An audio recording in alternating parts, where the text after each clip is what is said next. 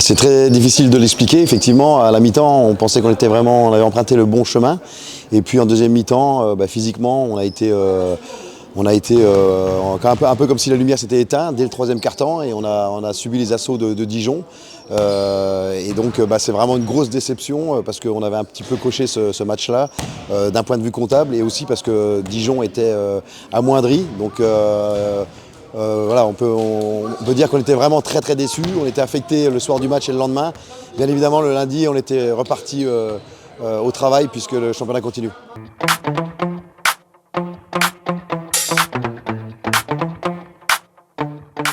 Oui, effectivement, Strasbourg était un gros effectif, une grosse équipe avec des gros joueurs d'impact et ça va forcément être un challenge très difficile pour nous.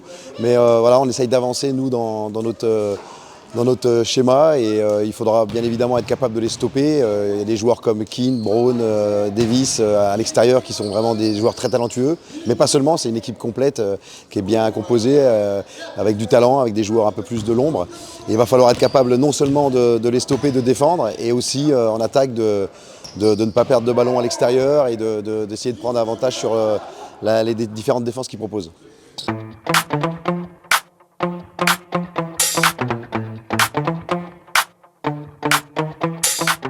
Oui, c'est un enjeu capital. Déjà depuis le début, depuis que je suis arrivé, on a quand même enchaîné les matchs avec le match de la Coupe de France.